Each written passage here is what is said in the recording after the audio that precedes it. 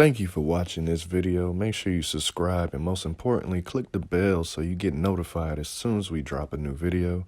Also, if you have clicked the bell, make sure that your YouTube notifications are enabled so that you get the notification. Enjoy the video! This is the story about how I met an actual angel. Choirs, please.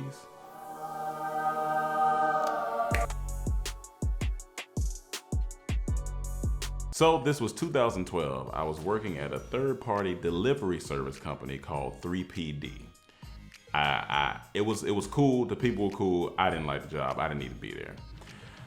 I knew I didn't want to be there anymore, and so therefore I was going through a lot at the time. I was living on my own by Cumberland Mall in Atlanta, so I was close to Marietta, Georgia. Marietta. So I'm at home one afternoon, and I'm not feeling too good. I'm like, man, life is just, I don't know what's going on. I feel off. I feel awkward for some reason. And you know, black men, we ain't go to therapy or nothing, so I probably had some childhood traumas I was dealing with that was just bubbling up, like my stomach when my guts bubble up, you know what I'm saying? So I was dealing with a lot. So in the apartment complex, not too many doors down, I had a woman who I called my prayer partner. And this lady would always like come through for me when I just wanted to talk or pray or, you know, just get my spirit in alignment. So that particular afternoon when I wasn't feeling it, I went to her and I was like, all right, look, I'm not feeling good today. You know what I'm saying? Stuff is off. I don't know what it is. She was like, this is what you need to do. Go inside your closet and clean it out. I was like, so you want me to go clean up? That's gonna make me feel better? She was like, no. Go inside your closet, clean it out so you can sit in there and pray. I was like, so you want me to sit in the dark and talk? And she was like, yeah. I was like, all right, I can do that. So basically I'm Eminem now, cleaning out my closet. So I go home, I move everything out of the closet. I didn't have much because I was on a budget, so I had about 4 pairs of jeans and 3 pairs of shirts that I recycled. So anyway, so I'm cleaning out the stuff. And I go in there, I sit down. I'm like, all right, this kind of awkward. I ain't never just sat in my closet and just start talking. So I'm in there, I start talking. And as I start talking, I start feeling myself get emotional.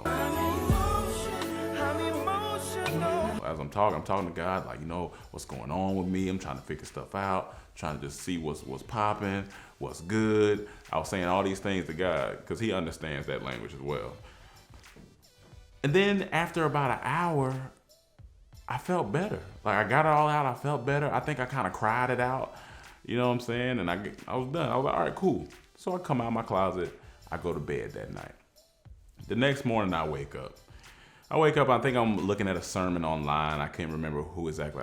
Either might have been Joyce Myers at the time or it could have been Joel. I'm not sure who I was looking at. Pastor Mace? It wasn't Pastor Mace. Go ahead. So I'm watching this sermon. Take that. Watching this sermon, I hear a knock at the door. Mind you, it's like 9 in the morning, so I'm like, I don't know who this is. I ain't invite nobody over unless it's breakfast. So I open the door. There's a man standing there. Short, kind of chubby man. He might have been like 5'6" or so in height. Kind of a little bit rotund, a little bit wide. He had a janitor's, like a maintenance outfit on.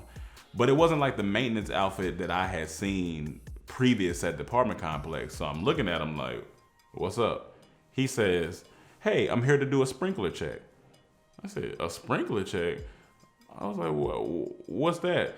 He was like, oh, well, we do, you know, you got to do every couple of months, you have to do a sprinkler check just in case there's a fire or something going on.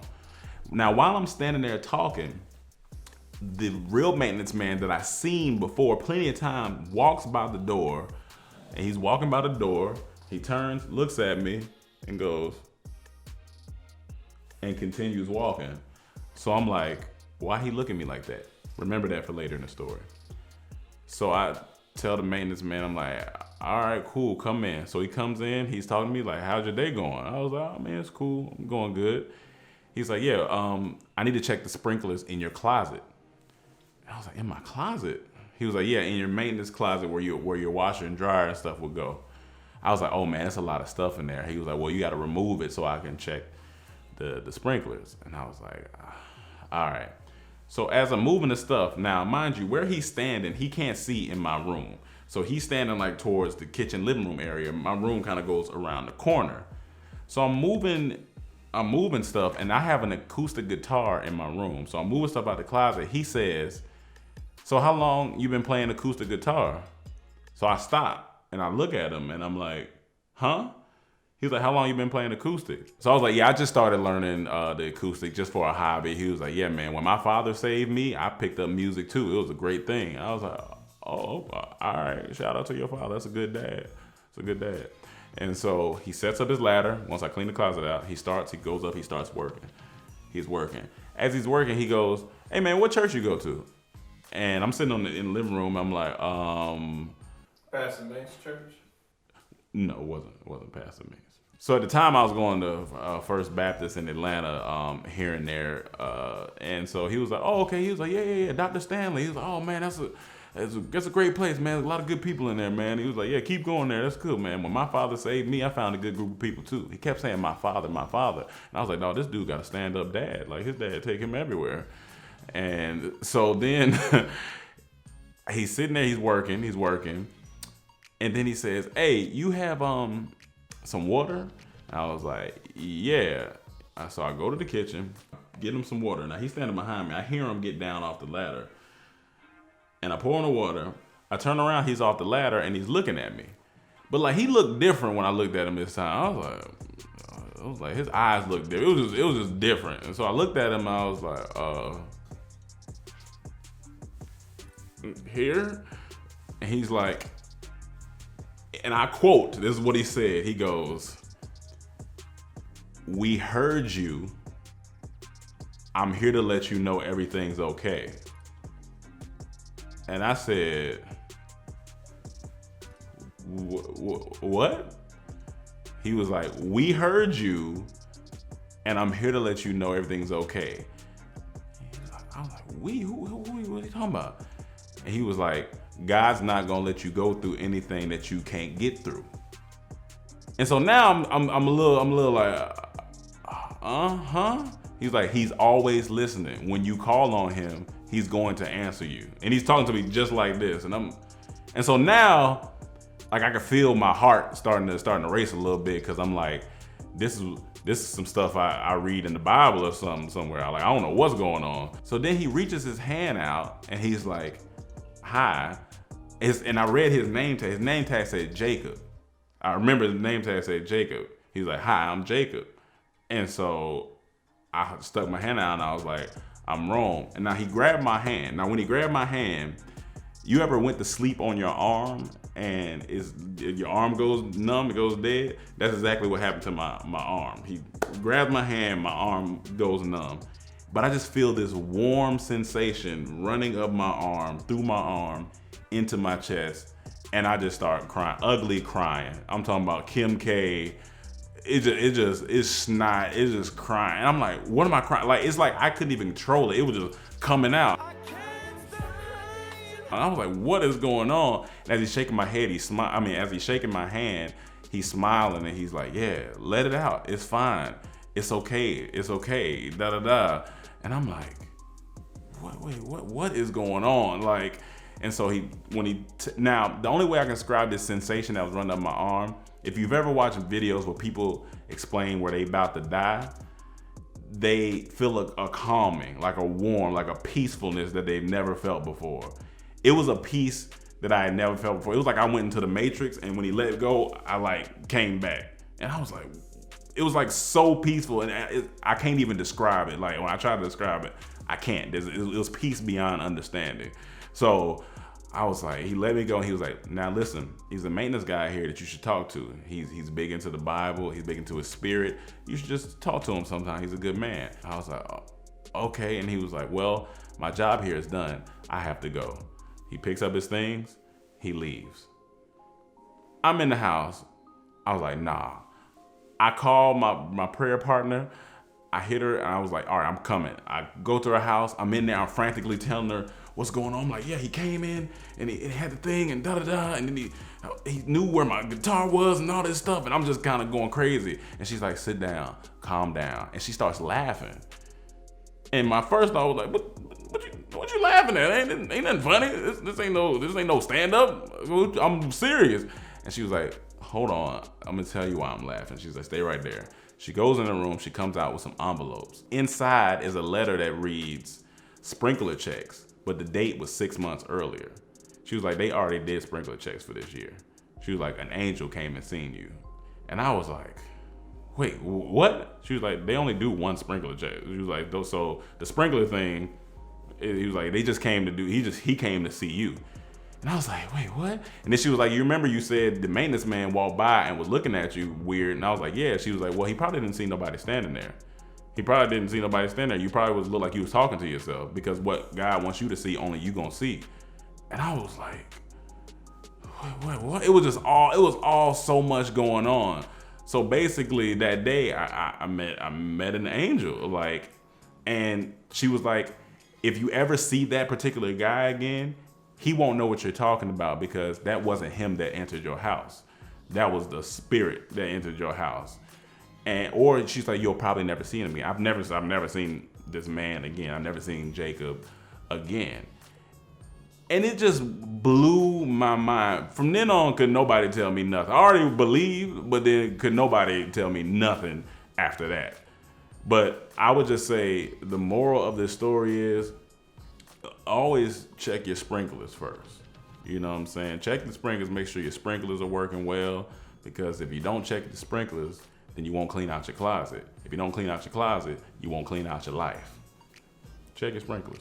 So it's safe to say you should have been on the episode of Touched by an Angel. Absolutely. R.I.P. to Della Reese. R.I.P. to Della Reese. What about that Mace church? Yeah, we'll talk about it later.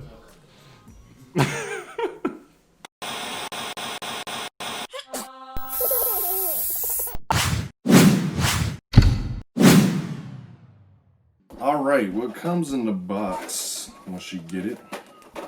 All your retainers.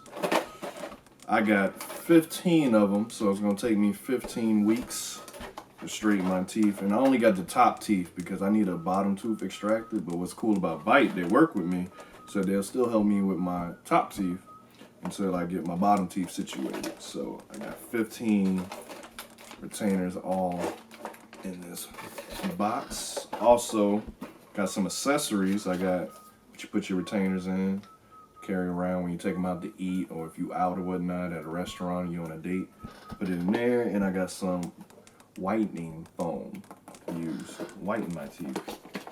Also, you got the Hyper Bite, which is really cool, which cuts your time in half. If you use it every day, I think it's just for 5 minutes a day, it'll cut your treatment time in half. It's the only technology that Bite has. It's a technology only Bite has, which is really cool, which separates them from all the other competition. So I'm excited to use that. And yeah, so today is the day. I'm gonna open this one, see what it looks like. Boom. But I still get the bottom with it, but it's probably just gonna keep it in place where it's at, which is cool. But this is my first tray for the first week of straightening my top teeth. So comes with instructions. Comes with a little sticker that says the wait is over. It is time to bite. I know you can't see it. If it focus, I don't know. This is cool. Let me pop it in. And it fits. Fits perfectly, actually. Yep. And it's comfortable too. But I gotta take it out before I eat or drink anything that's not water.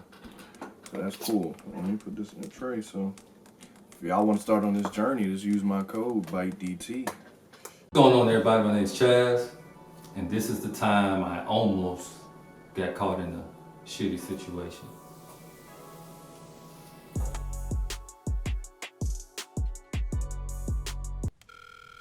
Thank you for calling. This call may be recorded for training purposes. How may we help you? Can I speak to representative? Okay, tell us what you're calling for so I can better assist you. Speak to a representative? To connect you to the right person, briefly say what you're calling for. Representative? To ensure you get to the proper department, Tell us in 2 sentences or less what you're calling for. Y'all don't have a department for this. I just got a quick question. Let us know, and we will try to better assist you. I want to know if y'all doing walk-ins or just curbside pickup. It's no department for that. That's what I just said. I swear to God, I'll swing on you if you was real. Hey, you said you gonna do what? Nigga, I'll beat your ass, dog. You gonna swing